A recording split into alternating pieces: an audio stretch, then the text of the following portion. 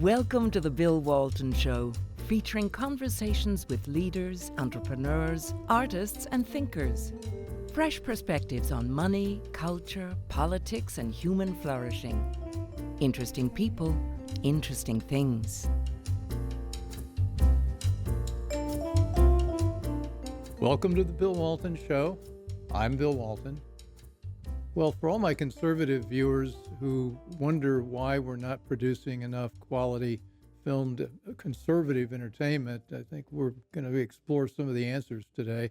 We're here talking with Thomas Pack and Matt Pirrall, who are with the Palladium Pictures Incubator Project, and we're going to take a look at one of the films that Matt has made about a very fun topic, the Babylon Bee.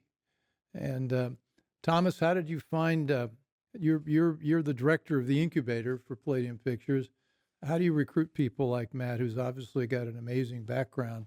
How did you attract him? Well, this is the first year of this program where we are trying to help change the trend and kind of create new culture makers and documentary films coming out of more conservative voices. I did a lot of things to recruit for this first year. Matt, I've known for a long time, but I think I found a lot of people through direct connections. A lot of people through being on things like the Bill Walton Show in the past. People have came to us through our appearances, so I can thank you for that. And to that end, if people want to apply to the Film Incubator, it's a great way to get funding, mentorship, and distribution. Where do they find you? It's open now. Applications open now at palladiumpictures.com/incubator. Okay. So sign up. So how did you find out about Palladium? So because you've worked with Ascension and a lot of other groups. So as Thomas mentioned, we've known each other for a while, and I've known that Michael, Thomas's father, has made some incredible documentaries, including the Clarence Thomas documentary. And so when Thomas approached me about the possibility, the opportunity of being a part of the incubator, I was really excited by the prospect. And I had this idea for this project about the Babylon Bee from my having followed the Babylon Bee for a number of years, and then actually having met Seth Dillon, I became interested in the topic of internet censorship, particularly after the Twitter files was released, and we kind of got into the door was open wide. All of our eyes were open, basically, to the idea that social media companies weren't just independent actors and independent producers of content and an open platform for everyone, but they were in fact being influenced by government actors and things like that. So all of that kind of coalesced around the Babylon Bee, which was you actually mean direct messages from the White House saying you shall cancel this person. Exactly. That did happen. Exactly. Yeah. So things like that. There's little things like that, which was a huge eye-opening thing that happened after 2020, after the election, and the Babylon Bee got wrapped up in that. But I thought it was a fun way to get into that story. So the title of your short, this is about a 20-minute short documentary. Yes. Is "The Bird and the Bee: Satire, Social Media, and Censorship." What's the bird part? The bird is Twitter. Okay. And the bee is the Babylon Bee. I missed that. Okay. Funny, right? So back in 2022. I had to be quicker. Okay. Back in 2022, the Babylon Bee was banned from Twitter permanently for a joke, and it was a joke that was the ban was what they would call viewpoint discrimination. It was based around topics that it was essentially a topic that should be part of the public discourse, but is baked into the Twitter policies that you can't talk about it, that you can't approach it, you can't make jokes at that topic's expense. So in this case, it was that the transgender health admiral Rachel Levine. Do we have a clip on that, or I don't know which of our two clips we selected is which one. So I have the trailer, and I can show you. Let's do the trailer. I think it'll get us into it. To give a bit of like the background, like the Babylon Bee was banned from Twitter for posting a joke calling the health admiral of the Biden administration, who's a transgender person, the man of the year. He was. I remember that. That was good. Admiral Levine was named by USA Today as the Woman of the Year. They named Admiral Rachel Levine the Babylon Bee Man of the Year. And so the result of that was that they were banned from Twitter. This is before Elon Musk. This So was let's take a before look Elon at the Musk. trailer. Our entire business model is to write funny articles and put them on Facebook and Twitter.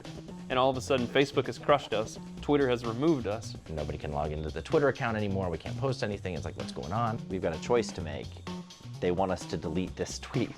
It's this penance that you have to do, like go click delete on the tweet and say 5 hail Twitters or whatever. Twitter is the best website of all time. People need to be willing to make jokes that they're not supposed to make, because if they can't, then they're not really free. This isn't a platform for free expression without barriers. I'm Kyle with the Babylon Bee. Yeah, we're still in Twitter jail. We received a DM from Elon Musk.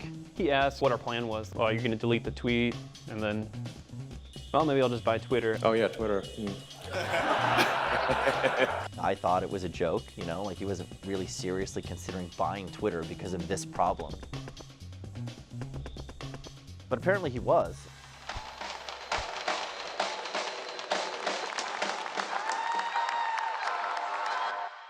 That's great. I love the way you pulled that together. I mean, you pulled together all the shots.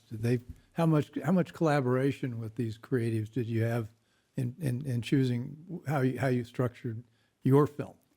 So I worked with an incredible editor, Sean Scavalene, and and we collaborated almost entirely, the two of us, on the project. So we had a transcript of the interviews from which we pulled out all of our clips, and then we also used a lot of archival that we got from various public sources that we used to sort of string it all together. Because that's tremendous pacing. I mean, that really tells the story. That's a big story you tell in a very efficient and funny manner. Well, thank you. Yeah, it was all a result of many, many, many hours of back and forth on scripts. In terms of making this, scripts. how much time was spent shooting and how much time was spent editing? Well, we went down to the Babylon Bees headquarters in Jupiter, Florida, and spent about 3 days with them. We did about 6 or 7 hours of interviews, and shot some footage of their office and stuff that you see in the clips there. But then the majority of the time that we spent on the project, and probably hundreds of hours, was in editing it and really trimming all of those interviews down, and then bringing in all of the archival clips and sources from news articles and everything to really explain this idea of internet censorship and like what is actually happening with behind the scenes at social media companies, with accusations of misinformation and with accusations of hateful conduct that result in this, what a lot of conservative organizations like the Babylon Bee would consider viewpoint discrimination. Well, that's the substance, but I still want to stick with the craft. Because sure. I don't think I produced 3 feature films, and it's hard to you can't appreciate how much of it is editing to get it right in the storytelling. And I just wanted to give you another round of applause for that. I really appreciate that, Bill. Did Michael and Thomas work with you on that piece of it?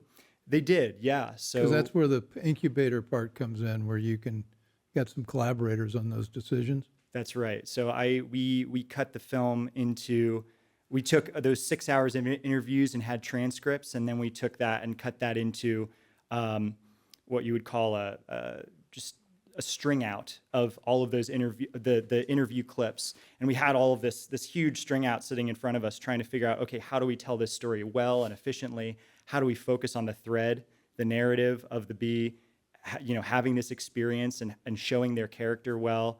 They're the characters of all of those guys that we interviewed. So we came out here to DC and they helped us with that, So 6 hours into 20 minutes. 6 hours into 20 minutes, yes. Yeah. There looked like there were 4 main writers for the Babylon Bee. Is that what Yeah. who are the Babylon Bee? So the Babylon Bee's got a lot of different writers, but we interviewed their CEO Seth Dillon and their CTO Dan Dillon. They're brothers. They own the Babylon Bee. And we also interviewed Kyle Mann, who is their editor-in-chief, and Joel Berry, who's their managing editor. So those are the ones who are kind of in charge of crafting the voice of the bee that you see online in the funny articles and the headlines and the social media posts that they put out there. Looks like they were eager to work with you. they were very gracious and hospitable to us when we came down and visited their offices in Florida. They did they were giving us a lot of their time through all of those interviews, and then also letting us follow them around for a few days with cameras. So this is a film that has a happy ending. Well, it does. It's got that sort of Deus Ex Machina character that comes in and saves the day in the I'm form sure of he'd be loved. You mean Elon Musk? Elon Musk. Okay. Right. So He's doing that for a lot of people now.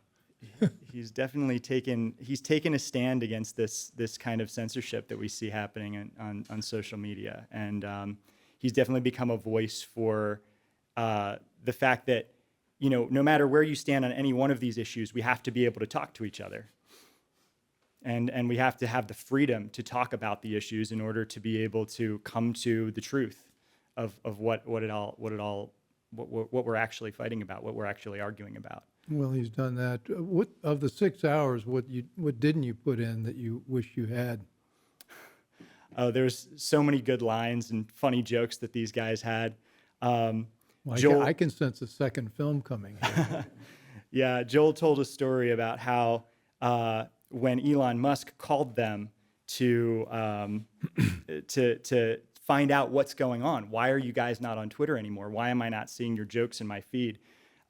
Kyle Mann was the one who took that call, but he was supposed to be on a news program that night. So he calls up Joel, who was coming back from a date and had a few drinks, and he ends up saying some things on Fox News or something that he shouldn't have said, and got a hit piece done on him by Media Matters. And well, that's not hard. I suppose it's probably not, but anyway, that was a pretty funny little anecdote that didn't make it into the film. So, what did you learn about censorship as you made this? Well, I think one of the things that I learned was the ways that we've begun talking about things like misinformation and things like hate speech in the mainstream have resulted, while there really are things like misinformation and hate speech, but oftentimes that's coded for ideas I don't agree with and things that I don't want to hear. And so from my perspective, a lot of the ways that social media has they've clamped down on those types of things, but they've done it in the wrong way.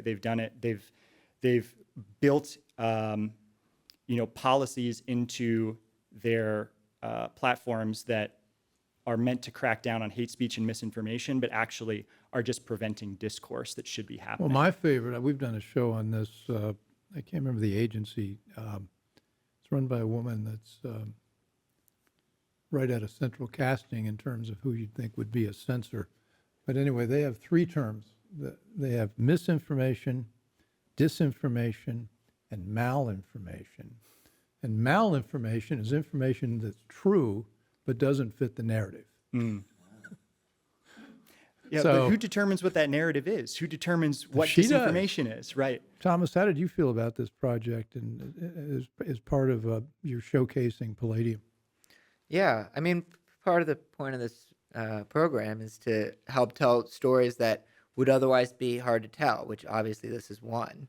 I mean, I really think it's a complicated issue, actually, what should and shouldn't be allowed to be censored by a private social media site. So it's really fascinating. And the thing that Matt did really well here is, although it's such a wrought political topic, he really brought it to life by making it personal. He went to the people that were personally affected. They would say they were, they had to deal with being canceled and the repercussions and the fear, where's my money going to come from if I'm canceled, if I'm banned by Twitter? And it's an intense moment of Did they have a financial crisis when they got banned? They lost one of their primary ways of being part of the discourse. So they didn't have their website taken down, so they could still make revenue through their website, but they weren't able to actually drive viewers from Twitter to their content. Yeah. Do you have another clip? I do. Let's take a look at it. Okay. Now you have all of these different pressures on these platforms to try to get them to censor. It used to be that, you know, you were defending somebody's right, again, to get up on a soapbox and speak to a crowd. But now those crowds are online, and your soapbox is your Twitter profile. And at issue really is the question of, does the First Amendment protect these companies from curating content? Are they like newspapers that can publish anything they want and make editorial decisions? Or are they like the old phone company, common carriers, required by law to carry everybody's message, whether they like it or not? And the government applies pressure through the back door, saying, look, you know, you're allowing too much misinformation to spread. Facebook's Mark Zuckerberg claims he was pressured by the White House to censor content related to COVID-19.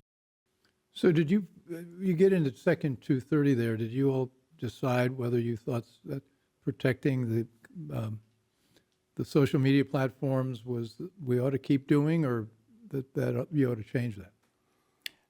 Yeah, ultimately the film doesn't answer that question about what we should do.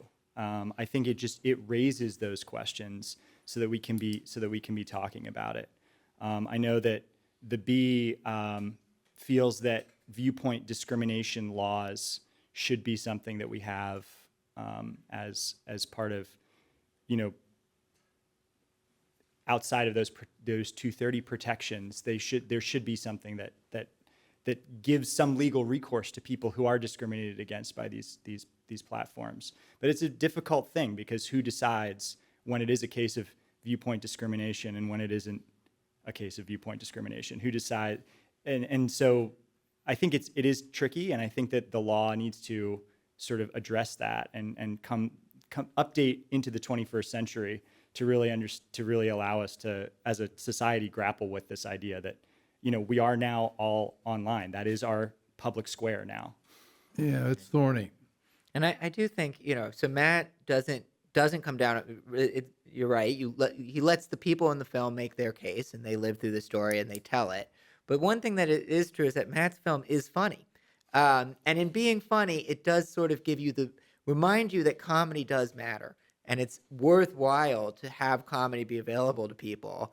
And so I think that is a subtle way in which, when you watch the film, you come away with that feeling of like, I'm not sure I want to live in a world where things that are satire are suddenly being censored. It's such a ridiculous concept. You're right. A lot of stand-up comedians, Jerry Seinfeld included, are talking about how it's the death of humor. Yeah. When you begin to, you know, govern speech, and I did remember the name of the person.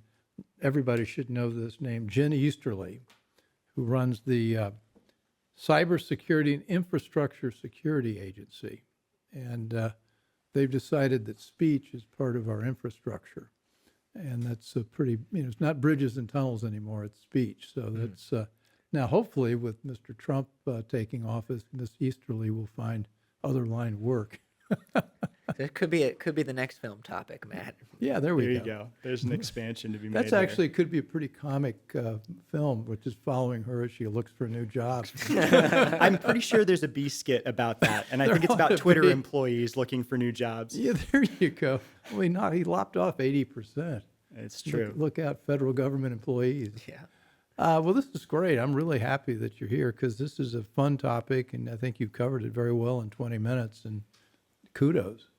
Thank you. Well done. Appreciate it, Bill. And any last word, Thomas? Yeah, I mean, watch the film. It's on realclearpolitics.com/video, or just search The Bird and the Bee. And if you're interested in applying to the Film Incubator program, palladiumpictures.com/incubator. So you can find Real Clear Politics easily in your website. How do we get you? palladiumpictures.com. Okay, great.